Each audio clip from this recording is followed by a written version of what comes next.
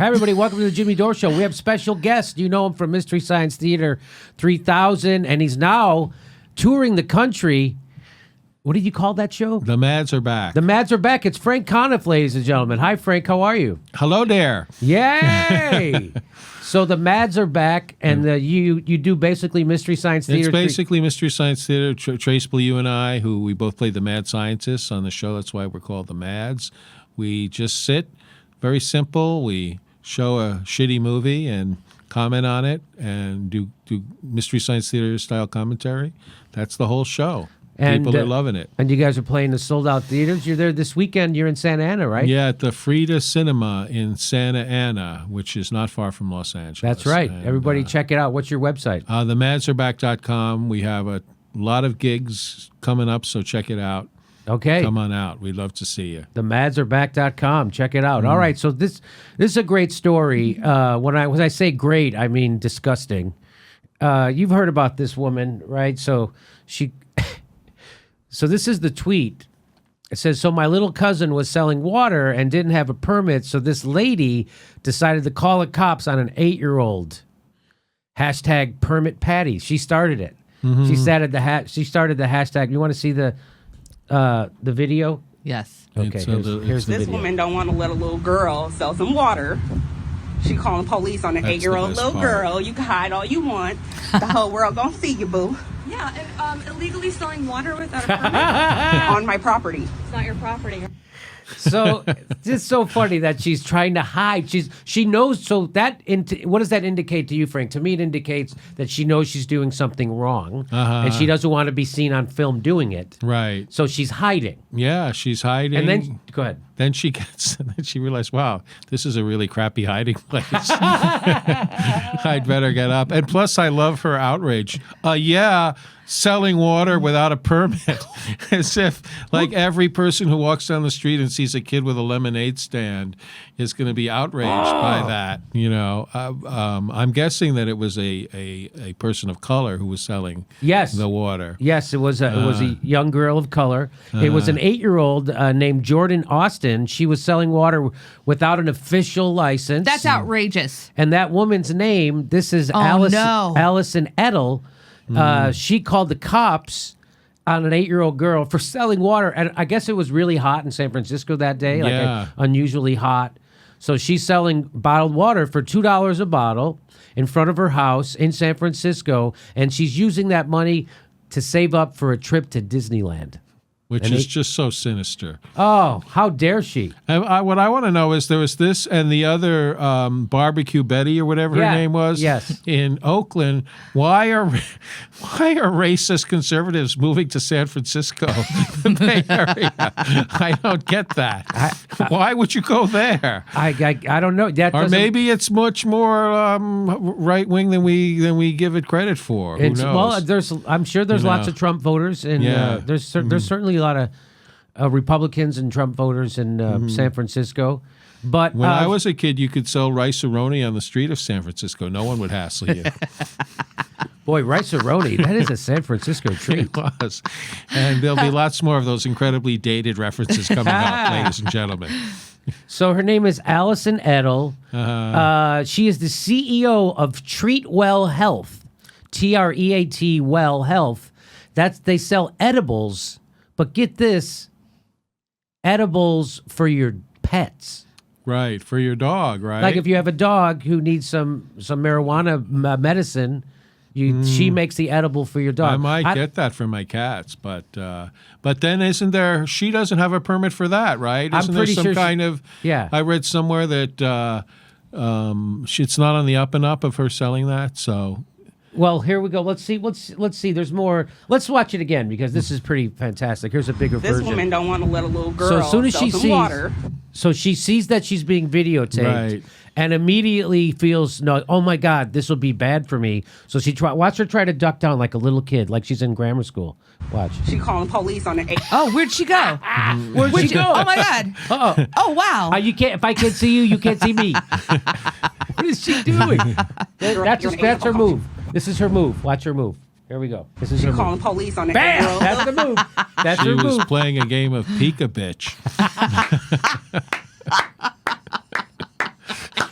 Very nice. So let's watch it But again. obviously there was like something that happened before the video where she went up to the kid and confronted the kid. I'm Yes, guessing. she went up to the kid and said, "Do you have a permit?" And then that woman, who I guess is her aunt, went up and said, "Leave my kid, leave this my niece alone. Get away from us." And so that's when she called the cops. She's like, "Well, I'm calling the cops." And let's watch it some more. This is Girl, fun. you can hide all you want.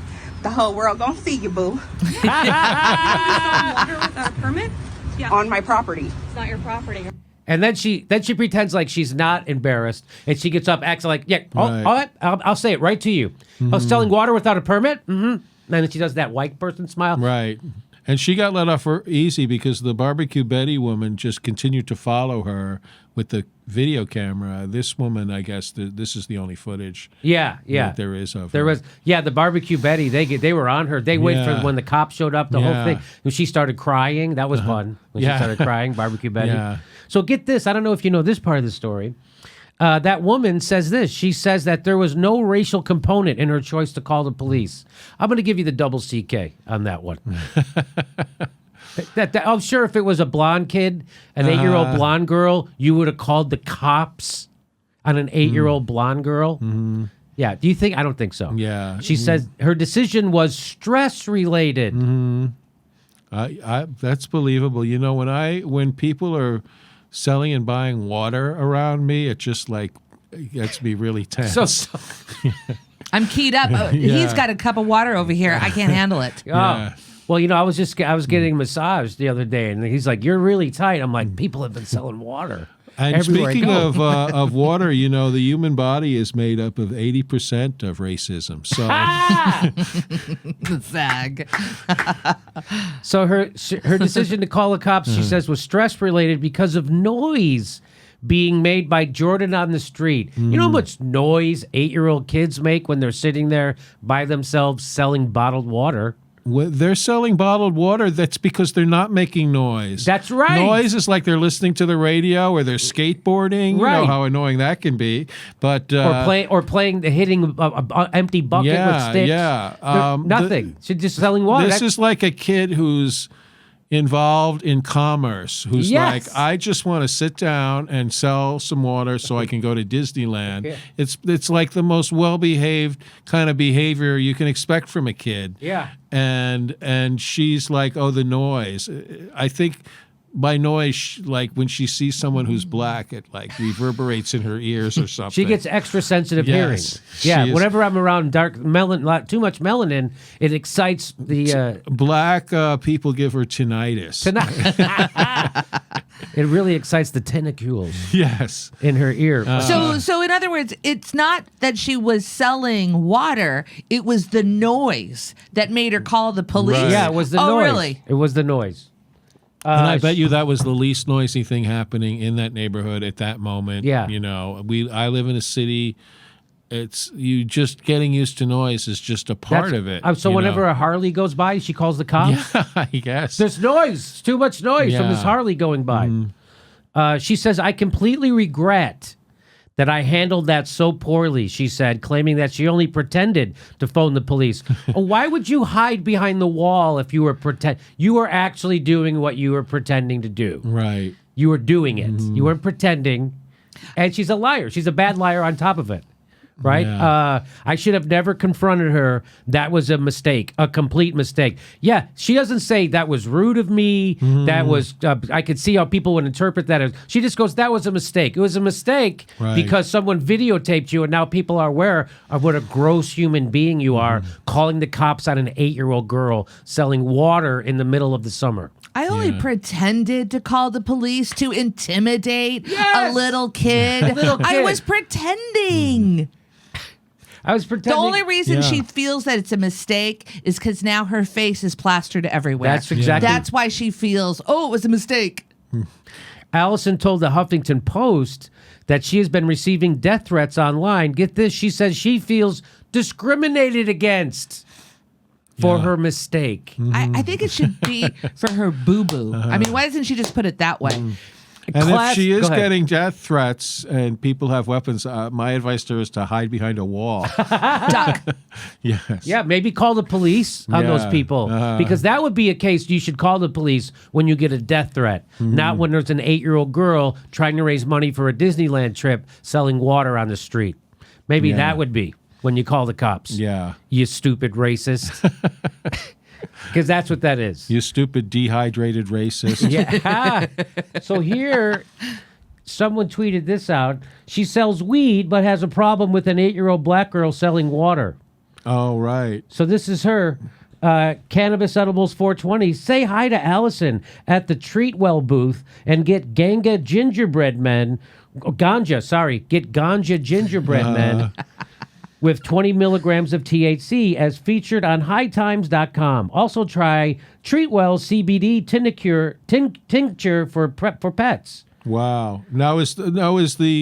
Is it for humans and pets that she's selling this stuff, or just for pets? It sounds like for both, but what I've read is that she specializes in selling it for pets. Now, I'm not well versed in this whole. I know that people use marijuana medically. I know people use edibles. I'm not sure it's ever a good idea to give your pet an edible. Why would you want to get your dog high? Yeah, dogs are already high. Yeah, in the way they behave, and how do you know that your dog needs a hit or I don't know an edible? It seems weird. It seems weird to give your dog edibles. Yeah, it seems weird.